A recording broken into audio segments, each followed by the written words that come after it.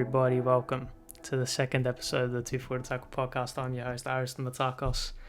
And what an interesting week of football we had. It is Monday, the 10th of January. I've maintained the weekly scheduling so far. Granted, it's only been a week, but we'll take all the victories we can get. It's an interesting week of football that we just had. It started pretty early with some F.A Cup fixtures in midweek, which we'll get on to. We'll also touch on the A-League. Only 2 games happening this weekend with a bunch of postponements through COVID, which is very unfortunate.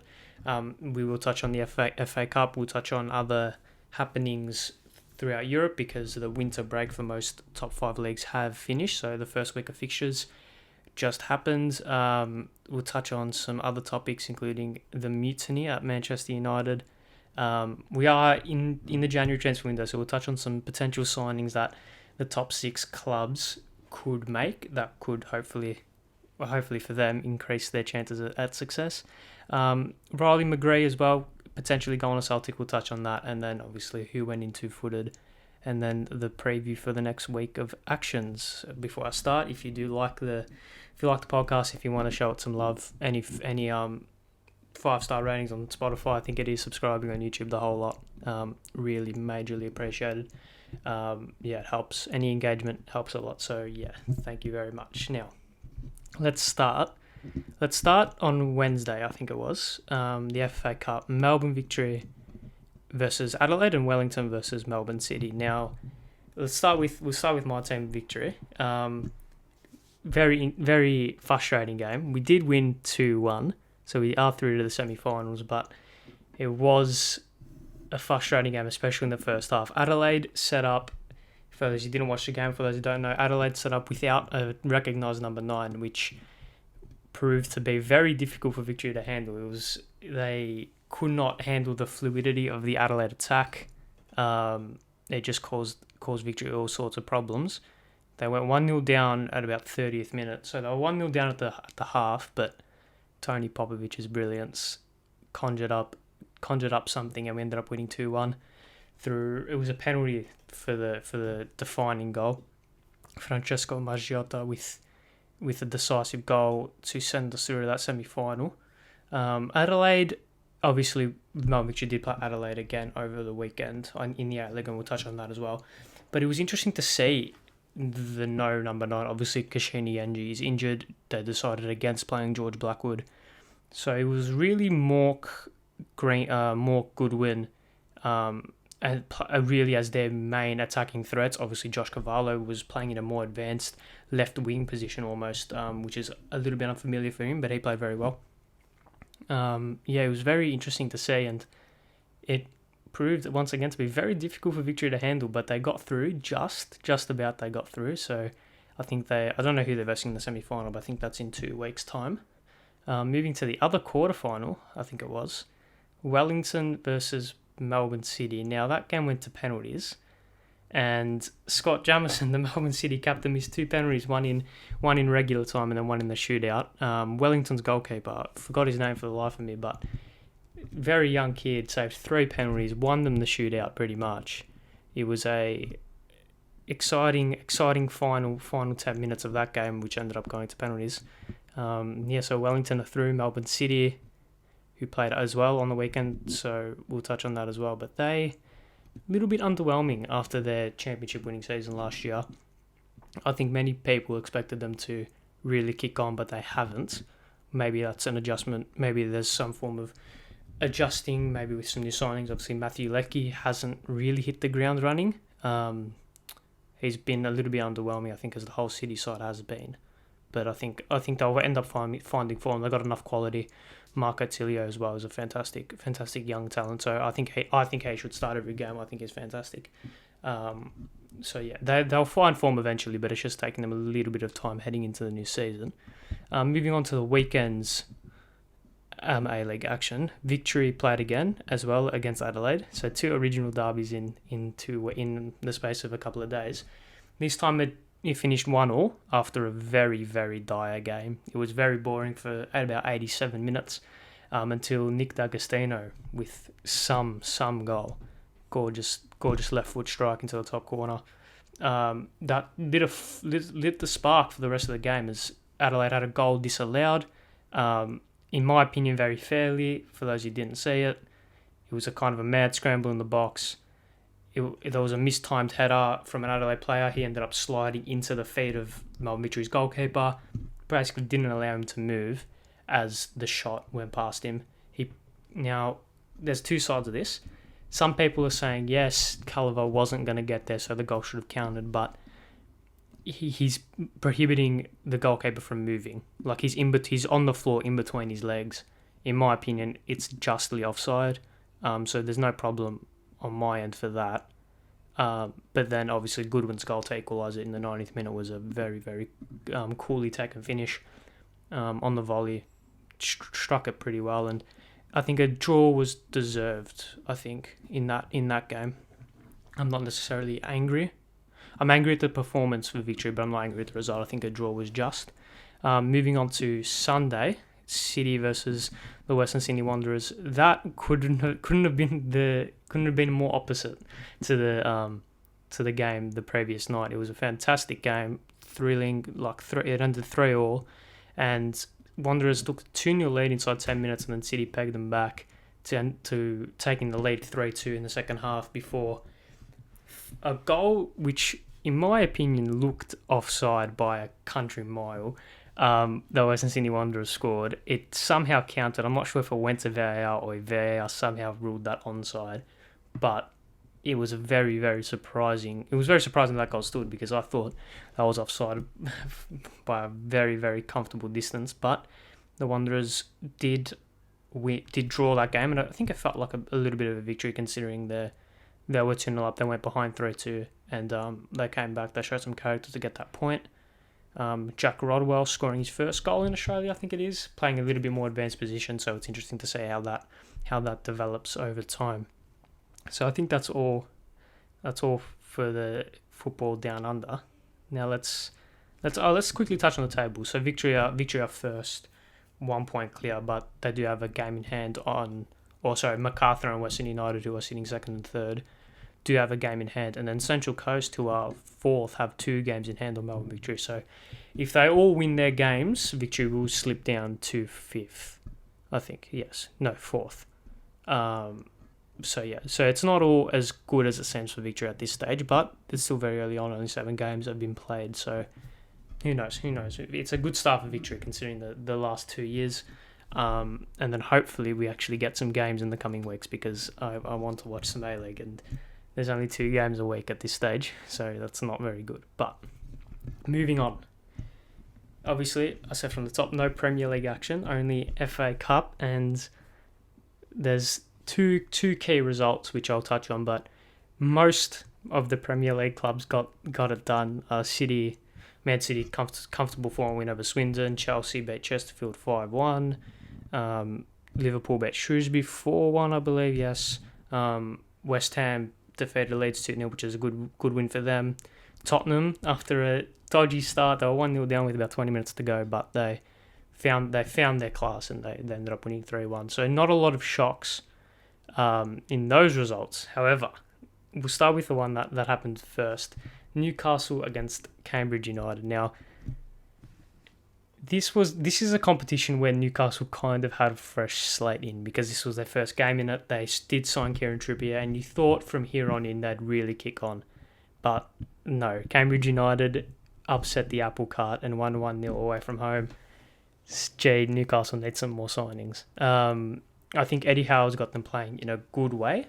I enjoy watching them play a lot more than I did under Steve Bruce, but some of the quality of their players just is not good enough for a Premier League level, and it showed.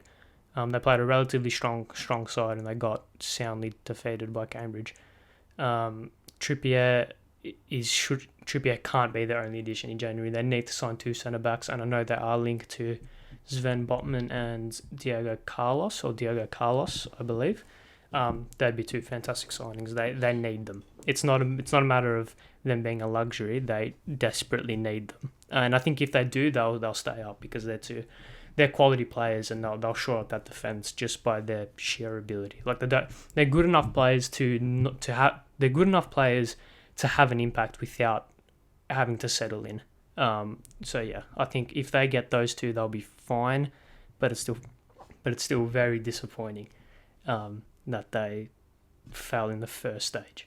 It's shocking. And a side even more that will be even more disappointed that they lost in the first stage was Arsenal. Now, this one was the one that shocked me the most in terms of I was looking at the results. I was looking at the fixtures, and I thought, Arsenal will easily win because of how they've been playing.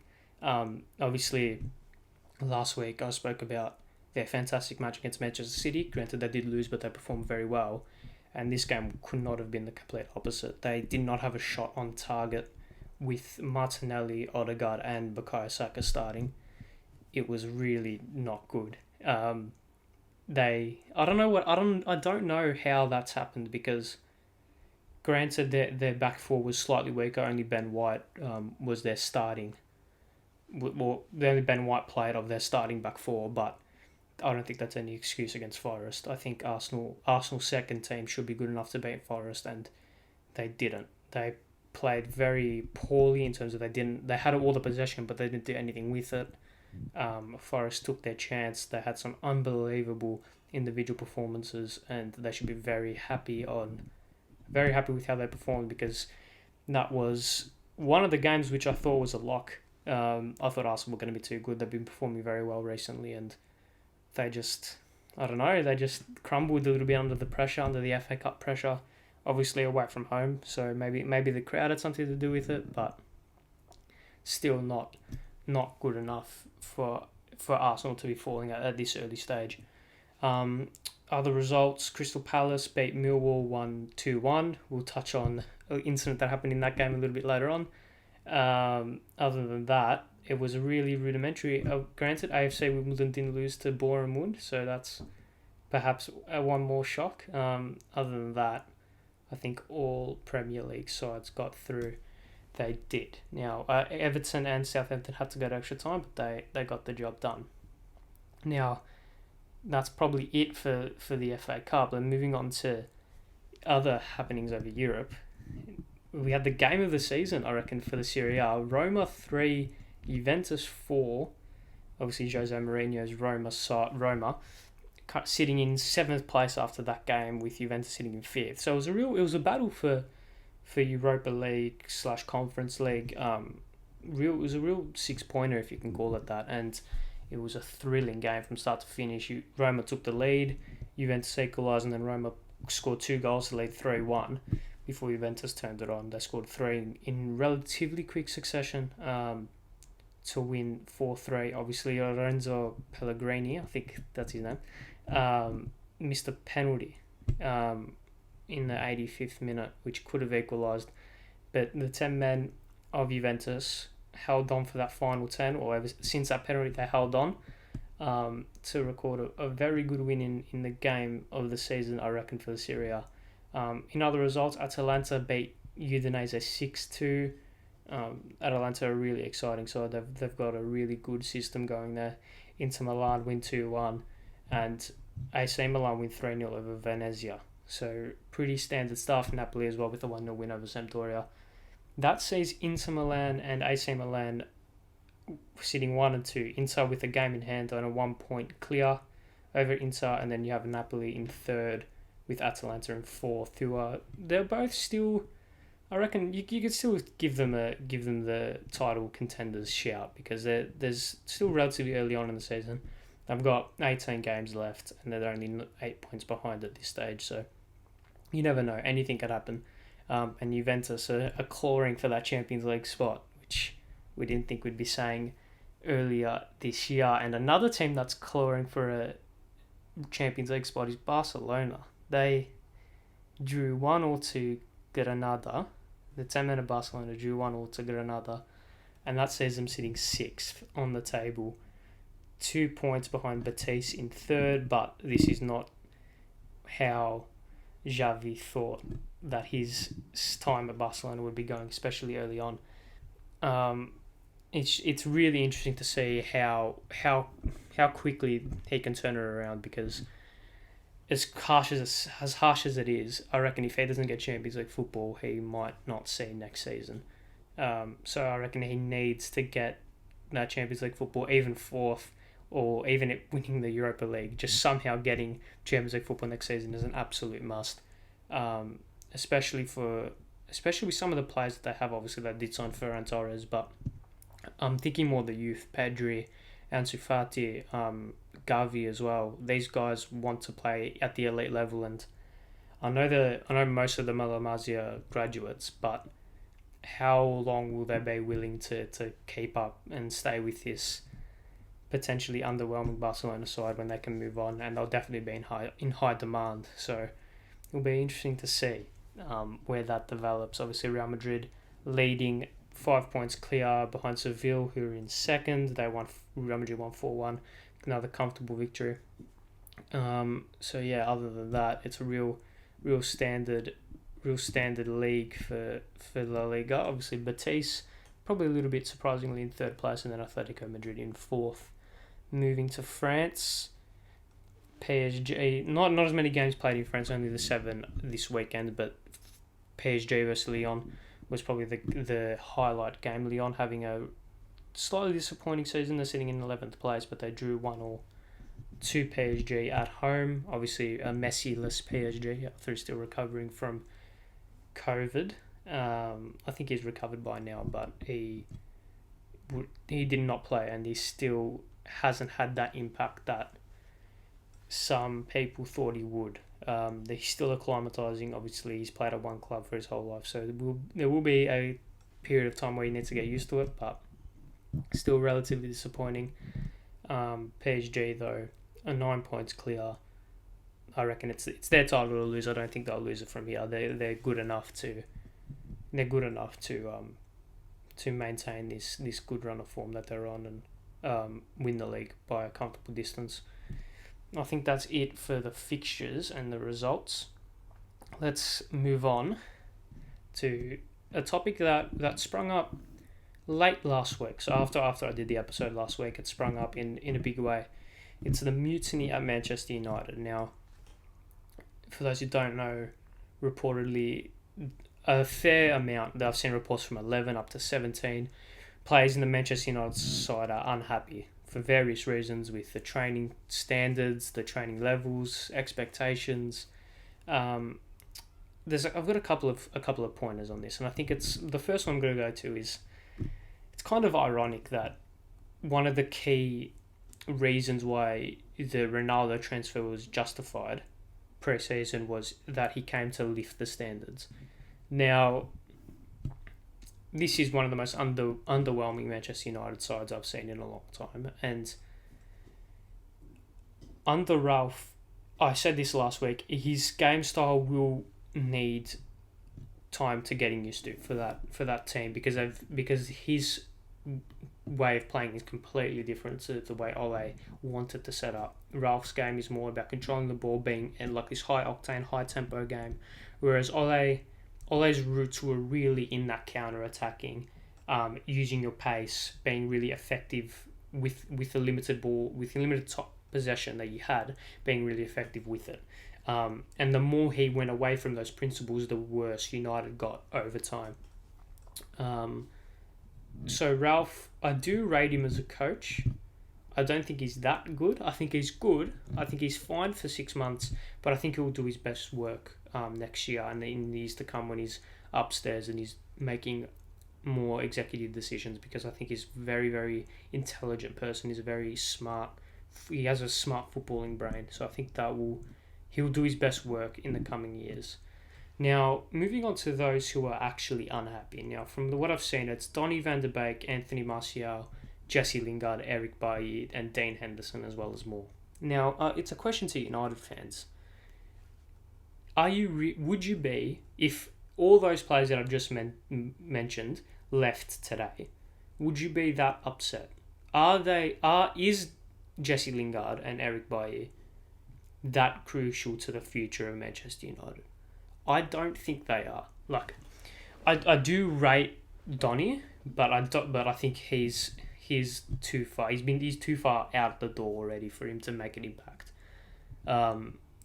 So I think United. I think this is a slight overreaction at the so-called mutiny that's happening. It's just players who aren't good enough upset that they're not playing. Um, it's not that big of a deal, I reckon, in my opinion. Like if you were seeing the likes of maybe Rafael Varane and then like Cristiano Ronaldo himself or Mason Greenwood unhappy at the standards, then that'd be an issue. Now I know Mason Greenwood, or there's been reports that Mason Greenwood and Edison Cavani are unhappy at Ronaldo's undroppability from the side, if you can call it that. The fact that Ronaldo's pretty much obliged to play every game. I think that's fair enough, in my opinion. I think both Edison Cavani and Mason Greenwood as a tandem can offer more in the grand scheme of things than what Cristiano Ronaldo can. I know Ronaldo will score more goals than any other player in that United side, and he'll come up in those big game moments, the 90th minute winners. He's the king of that, right? But Mason Greenwood's only 19, I think. Edison Cavani's a proven goal scorer, and what Edison Cavani provides that Ronaldo doesn't is that off the ball, just hunt, like that real tenacity, that never give up, never say die when you don't have the ball attitude that Cavani has. He's a really intense, really effective presser of the ball, and I think Greenwood can learn off that, and I think Greenwood can learn off that, and as well as he already has that real deadly finishing. I think he's one of the best finishers at United, obviously by Ronaldo. I think they need to really invest in Greenwood because he'll be United's starlet for a period of time. He's 19, so you think about a decade and a half, he'll be that starlet that they will rely on. So yeah, I think some of the so-called mutiny, that has been going on or reportedly going on is justified. I also think that it's not that big of a deal because there's no real key players, there's no real key young players that are unhappy. It's not really going to upset the apple cart as much as potentially other sides, in terms of if other role players from other sides were unhappy, it upset the apple cart a lot more rather than United, whose players have seemed very dispensable over the recent period. No one's really set in that team. So that's my 2 cents on that. Now moving on to, obviously we are in January, so what I wanted to spend a bit of time on this because I think it's very interesting. The top 6 Premier League clubs, who do they need to sign in January? Now, teams like Man City, Liverpool, and even Chelsea probably don't need to sign someone because they have enough quality as it is, and I think City are runaway leaders for the league. I don't think it's going to take a big bottle job for Liverpool or Chelsea to catch them. So we'll spend a bit of time on this and just talk about potential players that they could sign. Obviously, these are realistic players. I'm not saying City are going to get Haaland in January. That's not going to happen. But some realistic players you can come in and make an impact straight away. So let's start top to bottom. Let's start with Man City. Now, Man City probably don't need to sign anyone. The one position which I said last week that they need, in my opinion, is a striker. Now, I've spoken to Man City fans, and the way that Pep plays doesn't need a striker. And I agree with that. I don't think that if they brought in a striker that he would necessarily start. But there's no harm in having a striker off the bench who can come in and score 10 goals, 15 goals a season. Or in this half season score 10 goals from now till May. That could, he could save you in the Champions League. He could get you an extra point in the league, all this kind of stuff. So I've gone with Patrick Schick for Manchester City. Now, his key stat is that he scored 0.77 goals per 90 in 2021. And what you have with Patrick Schick is a real goal scorer, a versatile goal scorer. He's good in the air, he's good technically, he can hit him from long range as well. and he really made his name in the Euros for the Czech Republic, and then he played very well in his club form since then. I think he'll be a fantastic signing for City. He's still relatively young, so he'll give you a couple of good years of service, and he has that sell-on value as well, which I think is always important, especially if you're signing someone from January or you're signing someone as a short-term replacement or a short-term fix type of thing. He's also a very capable number 2 if they do go out and bring in like a Vlahovic or a Haaland in the summer. I think he's more than capable of playing as a number 2. He's very versatile, so what manager they bring in after Pep, he'll be able to mould and adjust his game to fit that. I don't necessarily think that he's a certain type of striker who needs to play in a certain system. He can play as a part of a 2, which he did at RB Leipzig alongside Timo Werner, I believe. So he can play in a 2, he can lead the line by himself. He's good, he has good interplay, especially with players around him. I think he'd be a very intelligent and shrewd signing for Man City. Let's move on to Liverpool. Again, Liverpool are one of those sides where they don't really need players. Now, obviously with AFCON starting, which I'll speak on that a bit later as well, you might say that they need a strike, that they need like attackers, because obviously no Mane, no Salah.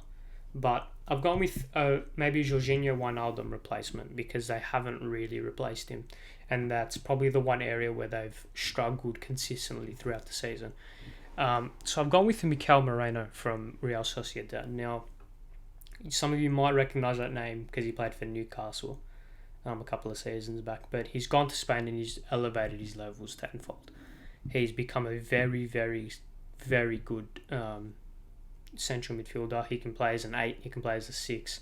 Very good passer of the ball, and he's very good aerially. I think he provides that presence, he provides that energy.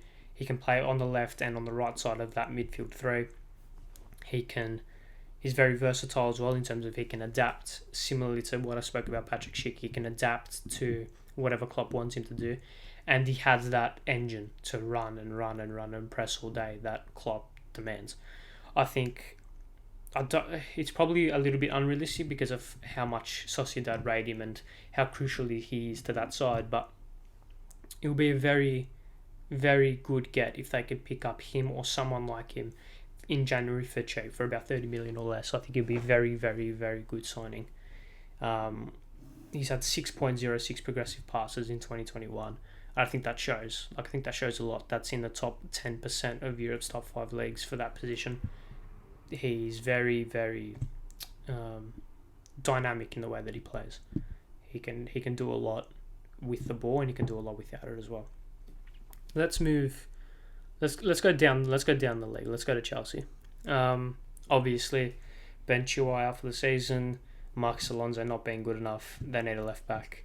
I've gone with Luka Dean from Everton. You could also put Serginho Dest in there because Dest is younger and can play right back as well. But I've gone with Luka Dean. Probably he's the more safer option. He's a little bit older, but he does have that Premier League experience. He's played for Everton for a long time, and he's in the mould that Tuchel wants. He's very attacking, very progressive. He's had 2.40 shot creating actions in 2021, which is very good for a left back. He can get forward, he can create, and very good from set pieces as well. I think that's the position that Chelsea need ASAP, because I don't think Alonso's good enough to hold the fort down by himself. I don't think Saul is good enough to play as a left wing back consistently, and I don't want Hudson-Odoi or Christian Pulisic playing there when they're much better further up the pitch. I think it's a no-brainer that they get a left back in. I don't see any other position where they are in desperate need right now. Let's go to the red side of Manchester. Bruno Guimaraes, I think that's how you pronounce it, from Lyon. Now, he is the player that Manchester United need. If they don't get him in January, they need to get him in the summer, because he's perfect in my opinion. I'm just going to reel off a couple of his stats. He's had 7.15 progressive passes this year, 8.36 progressive carries this year, 22.7 .70 pressures this year and 3.61 tackles this year, all in the top 15% of Europe's top 5 leagues for midfielders. He's very, very good. I think he'll be, if they don't get him in January, that his price will go up by at least 15 million in the summer, because he will be in demand from a lot of clubs, because he's still relatively young. He's got a couple of years but on his side. He's the Brazilian. He's got that touch of flair. He's got that grunt as well in him. He can lay in a tackle. He can get stuck in. I think he's the guy that Manchester United want. If I'm assuming that Fred or McTominay don't have some extraordinary resurgence in the next 4 months, I think that's the guy Manchester United need. I think that's the guy they should get. I think that's the guy that they will go after. I don't see any major flaw with him that will hide him away from Manu. He got an assist as well in this 1-1 draw against PSG, so he's proven he's in form. I think that'd be a fantastic get. Let's go. Which North London side should we do first? Let's go to Arsenal. Now, one of the key reasons that they lost this morning against Forest is their midfield. They had Sambi Lokonga and a youth player playing in midfield, and that's potentially due to Xhaka not being good enough to play consistently. Obviously, Thomas Partey has gone to AFCON. They've sold Ainsley Maitland-Niles, I think, on loan to Roma, so they obviously need a midfielder, but I think they can maybe get by because they've got those stocks. They've got Sambi, they've got Xhaka, they've got Partey. Once Partey comes back, they'll be fine. I think where they are desperate need of a long-term player is up front, because Eddie and obviously Aubameyang not going to play for the club again, I don't think. Alexander Lacazette, his contract expiring in the summer. Eddie Nketiah's contract expiring in the summer and not good enough. And Florian Balogun is not good enough yet. So they need a number 9. They need one quick. And I've gone with Kelechi Iheanacho from Leicester. Now, perhaps a little bit out of form, and I think a reason why Arsenal will be hesitant to go after him is because he had this promise at Man City where he was going to be the next guy. He was going to be that Aguero replacement. And he never really kicked on. He had a good start and then kind of plateaued. Went to Leicester and has had steady progression. I think if he moves to Arsenal, it will be a career resurgence for him, in my opinion. I think he needs that fire in the belly. He needs to find that drive back, and I think a move to Arsenal where he's given that number 9 shirt, he's given that responsibility of, yep, you are our talisman. I think that can really make him a better player. He's got 0.6 goals per 90 this year, as well as 0.38 assists. So he's a very dynamic, very different type of striker to what they have. Obviously, Lacazette is a little bit more of a brute striker. He's a target man. He doesn't necessarily get in the goals, but he influences in other ways. I think Iheanacho is that opposite. He got the pace, he's got the height, he's got the physicality to get in behind, get in those pockets of space, make those runs into the channels. And I think he's about 25 now. Correct me if I'm wrong, but I think he's 25, and it will be interesting to see if that move happens, how he adjusts to being that talisman. I think he'll handle it well because he seems like he's got a good enough character. I think, again, this will be a shrewd signing if they pulled it off, although they do need a central midfielder as well. So I think they are targeting one in January. So if they do get one, that as well is fair enough. But they need to. I think they could also go for Bruno Guimaraes as well. He could be a guy that Arsenal get. I've just remembered they have been linked to Dusan Vlahovic. I don't think that move's going to happen. I don't think Vlahovic will. If he's going to move in January, it will be to City or to a elite club. I don't think he'll move to Arsenal in January. Just my opinion. I could be wrong. By the time this comes out, he could have already signed. Who knows? Moving to the final side, Spurs. I've gone perhaps a little bit left field, perhaps outside the box. Lisandro Martinez. Now, for those who don't know, he's a centre half that plays for Ajax in the Eredivisie. He's a perfect signing for Spurs. He's left-footed, so he can play on that left side, and I don't think Ben Davies is that guy for Conte in the future. He will persist with that back three, and he'll persist with having that left-footed centre-back who can advance the ball. I don't think Ben Davies is that. I don't think he's good enough defensively or offensively. This is where I think Lisandro Martinez can come in. He's very aggressive in the way that he plays. He takes up aggressive possessions. He carries the ball very well, and he's a very dynamic option playing that left side of defence. He can pass as well, so he's very fluid in the way that he plays. He can link up as well. He can make those underlapping runs with the fullback. He can interplay, and he can step forward into midfield because he's got a 93.4% pass completion rate in the Champions League this calendar year, which is in the top 4% of all centre backs. Which goes to show that he's very comfortable on the ball, very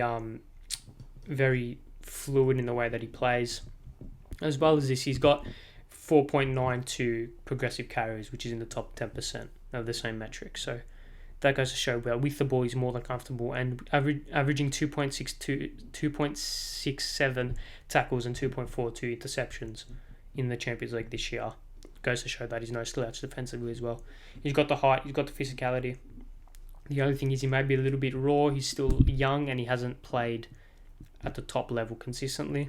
Obviously, he's at Ajax at the moment, so that could only be the only downside. But I think his pros outweighs his cons, and I think he would be a very shrewd signing. So yeah, they're my tips for the players that the top 6 clubs should sign in January. Now, moving to another bit of business that could happen, Riley McGree. Now, he, for those of you who don't know, played in the A-League, played for Adelaide, Newcastle and Melbourne City, has gone to Birmingham and he's on loan at Charlotte. I know that's Charlotte. I don't know the actual name of the club, but he's on loan in Charlotte in the MLS, and he's been heavily linked to Celtic. I think by the time this comes out, the move could happen. As I said, I'm recording this on Monday, so by the time it comes out, it could happen, but it could have already happened. But I think this is a very good signing for Celtic. Ryan McGree is a very versatile attacking number 8. He can play on either side of the midfield, midfield 3. And he's a very good carrier of the ball. He doesn't necessarily have the height and the presence that maybe the Scottish League could demand, perhaps, because obviously it's a very physical league, but he's very technical, can drive the ball very well, and he gets into good advanced positions. He gets into those pockets of space in between the lines, and he's very deadly. He's a very good goal threat as well, so he can bring goals from midfield. He's another dimension of that Celtic attack, and Ange knows how to use him. I think Ange signing an Australian will do this well informed. I do like this signing. I think this could also propel his Socceroos career. If he goes to Celtic and really kicks on, this could really propel his Socceroos career, and he could be the missing link that the Socceroos need, because he's a little bit more dynamic. Because I think the problem with the Socceroos is that Graham Arnold is trying to fit Rogic, Hersic and Moy in the same side. I don't think you can do that. I think they're all... I know they're playing a little bit different positions. Rogic is more advanced. Hersic can play in that central midfield role, and Moy can play a little bit holding in terms of he can dictate from deep. But they're all very similar. If Riley McGree can kick on playing at Celtic, he can be that difference maker. He's a little bit more dynamic. He's a little bit more intelligent in terms of the attacking runs that he makes. He can be that player that collects the ball from deep and drives into the opposition, can break through a low block with his just pure technical ability. I think that could be a very, very good signing, which could propel not only Celtic but the Socceroos as well. Now, moving on to who went into footed, my only segment on this podcast. So for those who don't know, for those who didn't watch or listen to the first episode, who went into footed is basically just who did something daft, who did something dumb over the weekend. Now I've got two. Now one of them is obviously slightly lighthearted. The other one is much more serious and is much more is much more pressing matter. But we'll start lighthearted. The Millwall fans. For those who don't know, in the F.A Cup fixture against Crystal Palace, they start to throw bottles at goal scorer and man of the match Michael Elise. Why? If you're gonna do that, at least make sure that you're winning, so that you can intimidate the players even more. I think it's that shouldn't happen. There should not be projectiles thrown at players from the stands.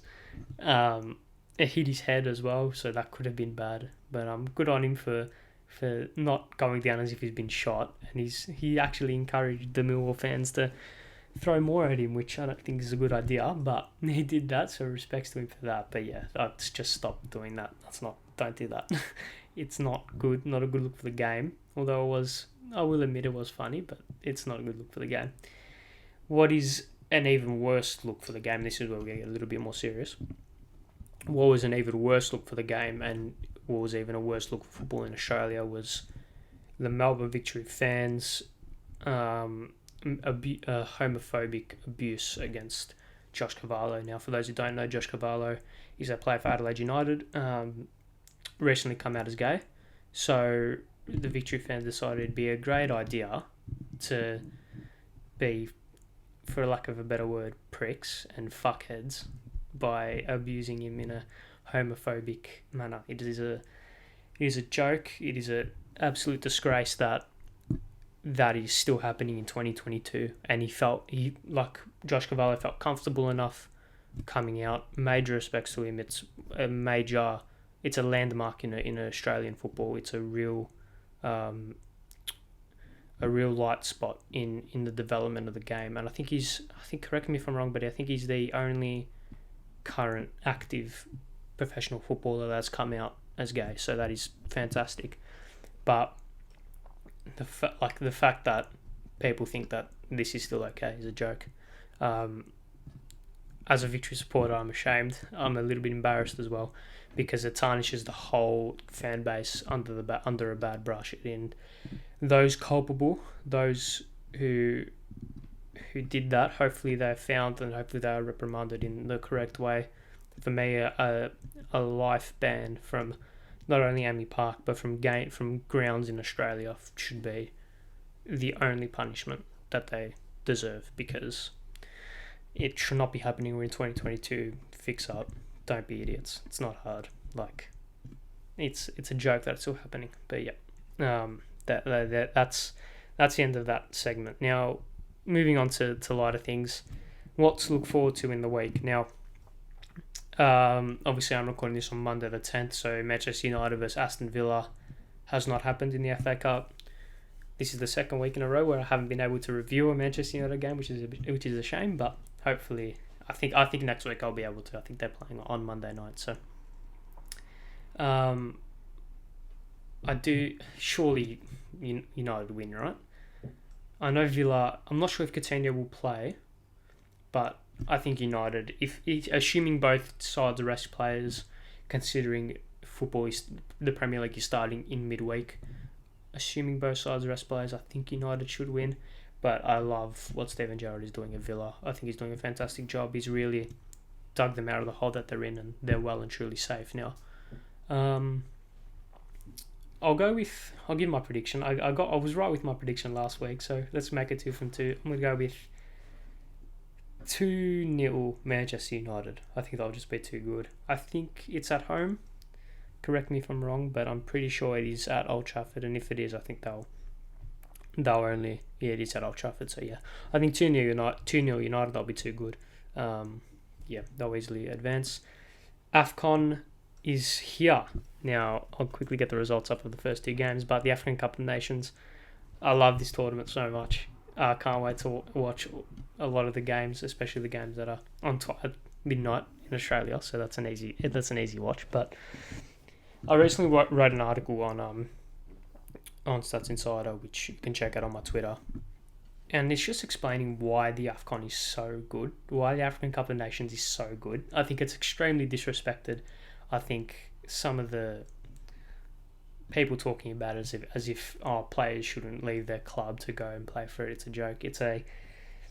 It's a celebration of some of the best cultures in the world. Really, it is a marvelous spectacle, and some of the tackles, some of the goals already, some of the games as well have been really exciting. Only 2 games have been played.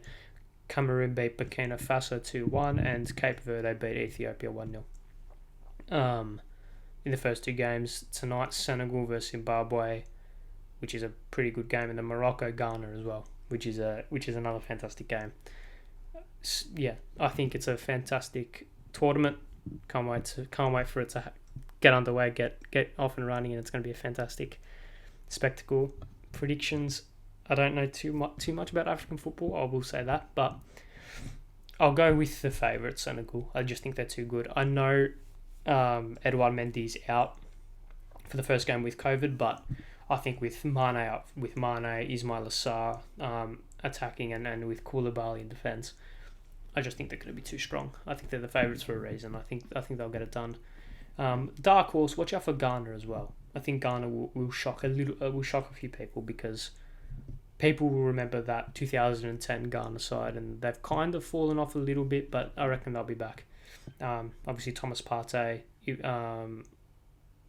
Kudus, I think that's how you pronounce his name, from Ajax as well. He's playing in the squad as well, and he's a fantastic advanced, aggressive midfielder. I think he's a very good player for them. So watch out for them. That could be something special as well. Now, some A-League. Hopefully that's back. Please, I want a full weekend of A-League. It's not that hard. Please. Hopefully at this stage no games are postponed, but who knows. Hopefully it stays that way, but it's a day-by-day thing, as a famous man once said. So yeah, who knows. But I'll tell you what isn't going to be called off, or fingers crossed it's not going to be called off. The Prem, it's back. Now it starts midweek, but the main game over the weekend is Chelsea versus Manchester City at the Etihad. Title eliminator, I think, for Chelsea. If Chelsea lose, they're out of the title race, confirmed. If Chelsea win, however, it's back on for young and old. This is a draw is the best result if you're a Liverpool supporter, and either side want to win. So it's going to be a fascinating game. Obviously Chelsea with no Edouard Mendy, no Hakim Ziyech. I'm not sure if City are missing too many. City are missing Riyad Mahrez, but I'm not sure if there's any more. So it's going to be one interesting game. I'll give a prediction for that. I'll go with 1-0 Chelsea. Maybe that's my heart talking. All right, my head. All right. Realistically, I reckon City should get it done. No, I reckon 2-2 draw, but in my heart, Chelsea 1-0. And League Cup as well, Chelsea versus Spurs second leg. Obviously, Chelsea 2-0 up on aggregate. I think they'll get through, regardless of what the result is at White Hart Lane. I think Chelsea will get through. And Arsenal versus Liverpool first leg. I'm not sure where that is, but I think Liverpool should get it done in the first leg. But who knows? We've seen Arsenal lose to Forest, and then who knows? They might beat Liverpool 4-0. So only time will tell. But that's it. I think nothing more to touch on. Obviously, be sure to share it on all platforms. That'd be majorly appreciated. Give it whatever it is, 5-star, like, subscribe to whatever it is.